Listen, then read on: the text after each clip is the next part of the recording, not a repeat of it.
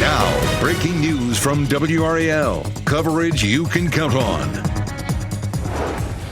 Remembering the life and legacy of Reverend Jesse Jackson this morning, family announcing that the Reverend died at the age of 84. We have a look at the tributes pouring in. And the warm air arrives today. You can see it moving across the country. I'll show you how many days we'll have highs in the 70s. Looking for answers. A teen is dead after a shooting at a gas station in Durham. The response from city leaders on the recent violence in the city. And making improvements. Wade County is trying to help turn around some of its lower performing schools.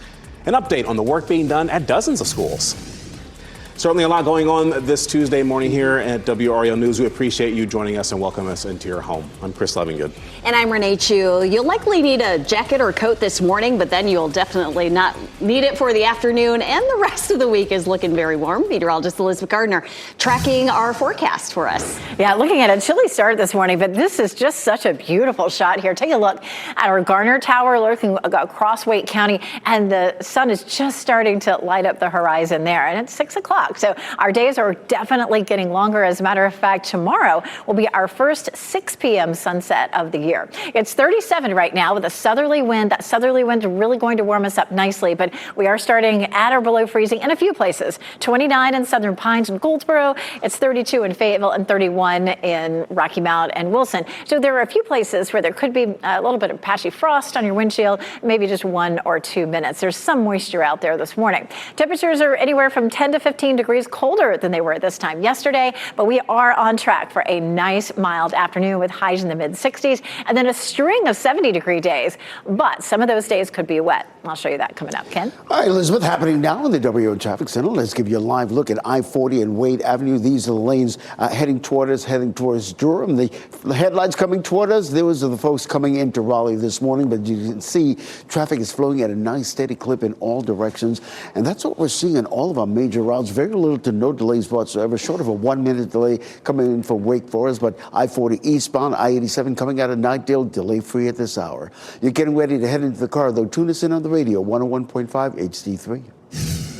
It is a sad morning here in the WRAL Live Center where civil rights activist and icon Jesse Jackson has died at the age of 84. Sharing in a statement this morning, the family says that the civil rights activist died peacefully this morning, surrounded by family. This comes as in recent months he did battle some medical issues. He was hospitalized back on November 12th for a neuromuscular progressive disorder. So again, this morning, this is all new. More information coming in. Right now, we do not know the cause of death exactly, but celebrations are being planned that will be held in Chicago with plans for a formal celebration of life. That information we will be following here in the Live Center.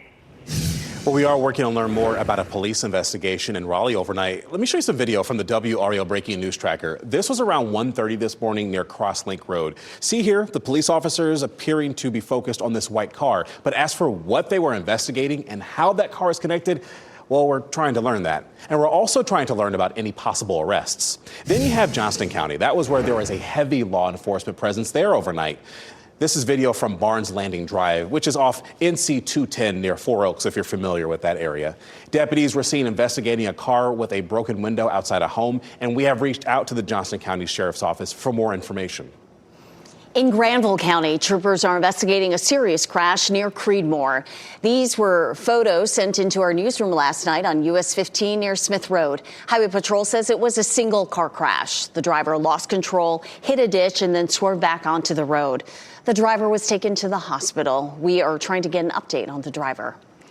There's a call for change in Durham after the latest deadly shooting involving a young person. Police are searching for a suspect after a teen was killed at this gas station yesterday. WRAL's Ali Calabar is live outside City Hall this morning. And Ali, there have been several shootings in recent weeks, and the mayor spoke last night about what needs to be done. Yeah, Renee, and this morning I went through the mayor's statement that he made in last night's city council meeting. He talked about some of the resources that they've had and how they've been voted down or discontinued.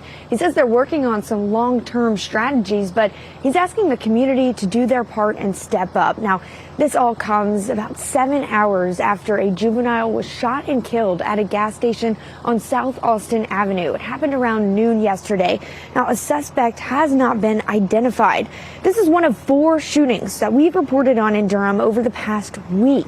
3 people, including a juvenile, were killed. A teenager got hurt. Mayor Leo Williams talked about these recent shootings in the city, and he wants the community to step up and do their part. I'll do my part. But as you're walking out of the house, look in the mirror and ask yourself the same question. And I'll say that to everyone in this room and everyone up here.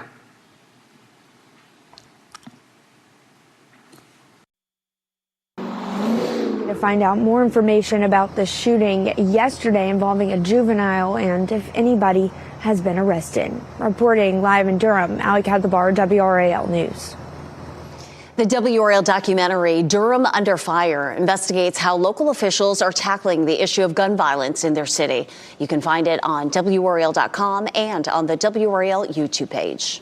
Today, we are expecting to learn more about what's being done to improve low-performing schools across Wake County. Let's bring in Kelsey Coffey. She's live outside the Wake County School headquarters in Cary. Kelsey, the district has a program that's currently being implemented at dozens of schools. Yes, Chris, today Wake school leaders will discuss plans to turn around low-performing schools. They'll meet here at the board headquarters to talk about what's called the Restart program. The district has 40 Restart schools. Those are schools that have been labeled as low-performing 2 out of the last 3 years. Well, how is a school considered to be low-performing? A lot of it is based on test scores, which has received some criticism. Some say schools are measured too much based on test scores and not enough based on growth. WRAL education insider Emily Walkenhorst says Restart schools operate a lot like charter schools with more flexibility. That flexibility could be anything from shifting money that's designated for one position or type of employee and using it on another. It also includes school calendar flexibility, which is something a lot of school districts, schools have really wanted. Walkenhorst says North Carolina has more low-performing schools than many neighboring states, and a handful of schools here in Wake County. She says that they've actually been removed from the Restart program because of improvements, but a few more have been added. Kelsey Coffey, WRAL News, live in Cary. We are also following the newest developments in the search for Nancy Guthrie. Now, law enforcement has confirmed that Guthrie's family members have been ruled out as possible suspects, and that includes Today Show anchor Savannah Guthrie, her siblings, and their spouses. The Pima County Sheriff's Office released a statement saying they are victims in this case. As the search continues, investigators are zeroing in on a discarded glove that contains unknown male DNA. No female DNA was found, but a person familiar with the situation says that glove is consistent with the gloves seen on the suspect in the surveillance video. The FBI says they are putting the DNA into their national database. WRAL has followed new developments in this case since the beginning. You can find our extensive coverage on the WRAL YouTube page. Just search Nancy Guthrie. Watch our WRAL evening newscasts for any updates we learn throughout the day. Our evening newscast starts at 4 p.m. In Rhode Island, at least one person is dead and 3 others are injured after a high school hockey game. This happened at an arena in Pawtucket. Investigators say the shooting appears to have stemmed from a family dispute, and they also say the suspected shooter was found dead and appears to have shot themselves.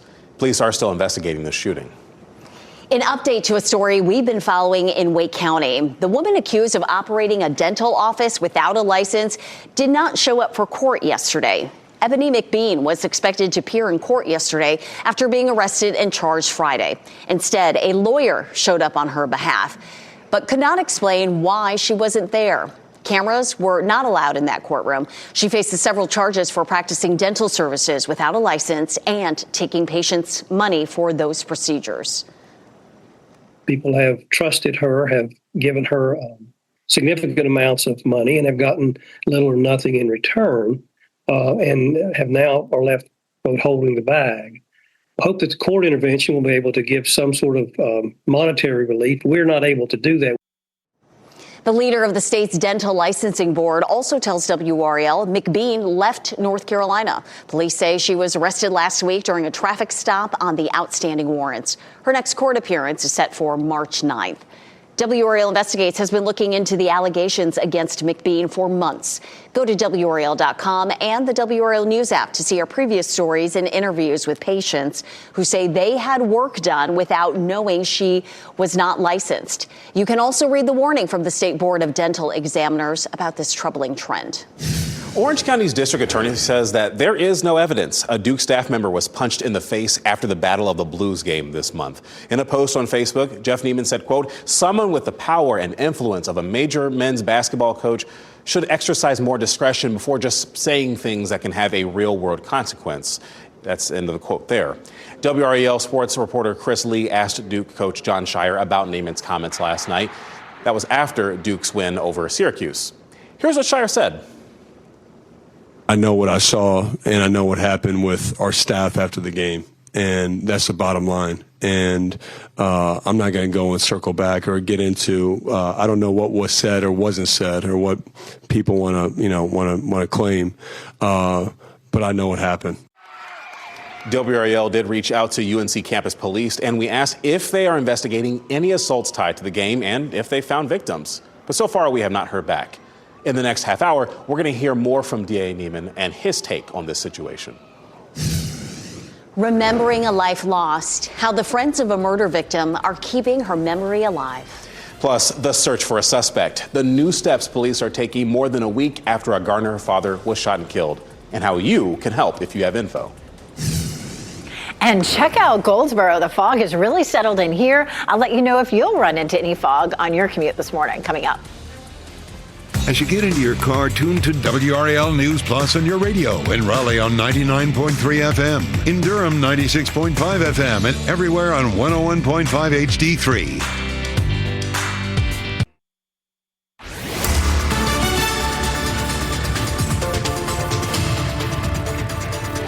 614, check out Goldsboro. Good bit of fog here. It's been patchy, and a lot of it is in eastern North Carolina as you move east of our viewing area, but it started to creep into Goldsboro and a few other places as well. So Goldsboro's down to 0.3 mile visibility. Clinton's at a mile. Fayetteville's at a quarter of a mile. So that's a pretty big change over the last 15 minutes. And that's pretty typical with fog. A lot of times, if the wind dies down and we hit just the right temperature, we start to see that fog developing quickly. And certainly we are. Fayetteville's at 32. Goldsboro's at 32, 31 in Rocky Mount, 29 in Tarboro. Now, sometimes when we have freezing temperatures and fog, we get some freezing fog, which can make for some slick bridges, but I don't think temperatures will be low enough for that this time. Your commute forecast, looking at mid-30s this morning in the Triangle at 6 a.m., but up to 48 at around 10 a.m. And then this afternoon, feeling great, mid-60s at 4 o'clock, and at 8 o'clock back down to 55. Coming up, talking more about some rain in our forecast later in the weekend. Elizabeth, weather and traffic every 10 minutes. We're going to start to the east of Raleigh, give you a live look at I-87 and Smithfield Road. These are the southbound lanes coming toward us, and traffic definitely picked up. It's flowing at a nice steady clip. But as we widen out the view, give you a look at I-87 from Business 64 all the way over to the Beltline, delay-free at this hour. Coming up, we'll let you know if we're picking up any delays on any of the other major routes heading into the Raleigh-Ray County area. Ken, thank you. We are learning new information about the 21-year-old woman who was killed along with her boyfriend on Valentine's Day. This is Katerina Tovmash, who went by Kate. Investigators say she and her boyfriend were watching her younger siblings when her ex-boyfriend burst through the door and shot them. 28-year-old Matthew Wade, a soldier at Fort Bragg, was also killed. Tovmash grew up in Ukraine and emigrated here at the start of the war. Her parents and 5 younger siblings soon followed. We talked to her childhood friend. She wanted to live in the United States, and she wanted to build a family. From what I know, she wanted to have a beautiful family, and she loved traveling a lot. Tovmash was a devout Mormon, and her family wants her to be buried in Utah. So her friends started an online fundraiser to help pay to transport her and cover her burial services. You can find the link to the GoFundMe page on our website. The Garner Police Department is asking the community for tips about a deadly shooting last week. Joey Adams was shot and killed last Monday on Timber Drive at Vandora Springs Road. Police have not identified a suspect. They've since opened a tip line, though, for information. And that number can be found on your screen right now, 919-890-7318. We also have that number in this story on our website, WRAL.com. Happening today in Minnesota, the state legislature returns to St. Paul, where lawmakers will plan to pay tribute to former State House Speaker Melissa Hortman. 8 months ago, Hortman and her husband Mark were shot and killed at their home in what police described as a politically motivated shooting. Mark Hortman was a Raleigh native and graduated from UNC and NC State. Since they were killed, there have been fresh flowers placed at Melissa Hortman's desk alongside a picture of her. There will be special tributes for her in the Minnesota State House throughout the year. Well, the race for medals is on at the 2026 Winter Olympics as we get closer and closer to the closing ceremony. Team USA has taken 2 more on the sliding track in Cortina, and the team is looking for more in some of their premier events. Jay Gray is live this morning following all the action in Milan. Good morning, Jay.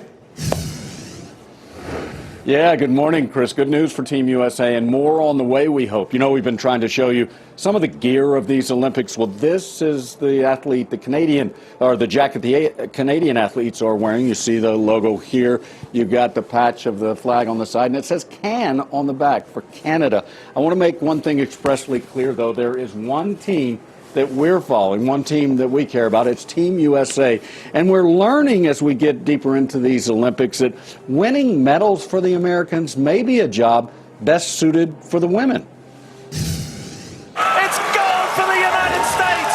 And that elusive gold medal for Alana Myers-Taylor is elusive no more. History on the sliding track for an American hero. 41-year-old Alana Myers-Taylor in her 5th Olympic Games, grabbing her first gold. I'm just so grateful right now. It's just so amazing to finally have done it. I finally broke through.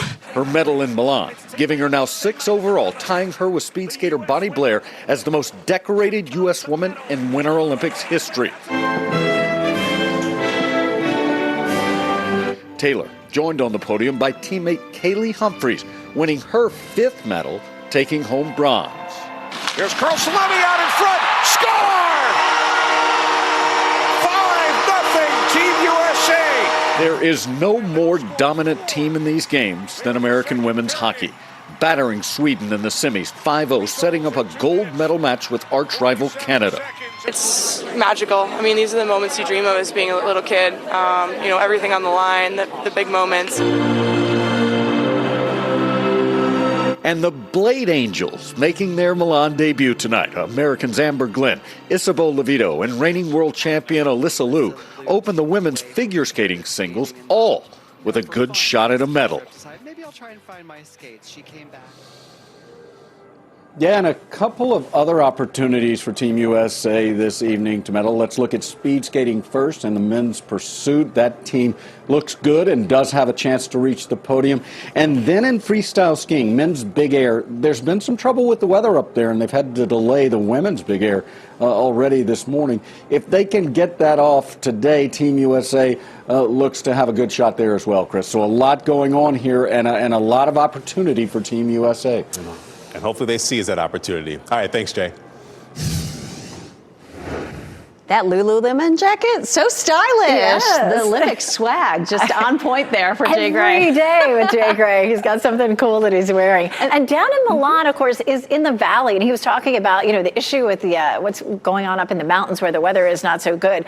But down in Milan, it looks nice today, mostly cloudy, 58 degrees, which is actually not too far from what we're going to see. Yeah, well, we're going to get above that, won't we? We will. We'll be in the mid-60s for this afternoon, which is going to be very nice. Our headlines are, of course, 70s in the forecast by tomorrow, but we also have some late week rain in the forecast. Starting Thursday will be unsettled. We definitely need the rain, but it's kind of hard to have to deal with rain on beautiful days like today. One of the reasons for the warm up is this high pressure system rotating clockwise. It is starting to draw in that warmth, and so it bumps us up to 74 tomorrow, and then we're going to see temperatures climbing all the way up to, say, 72 by Friday. So really nice warm temperatures, but we do have this frontal system that comes in, and that's going to bring us a chance of some showers. Here's where where it is right now, bringing some heavy snow all up and down the West Coast. And boy, they need it not only for the ski resorts, which are important to their economy, but also for water for the summer. We're looking at 0 chance of rain for it today as the system moves eastward. Same thing for tomorrow. But by Thursday,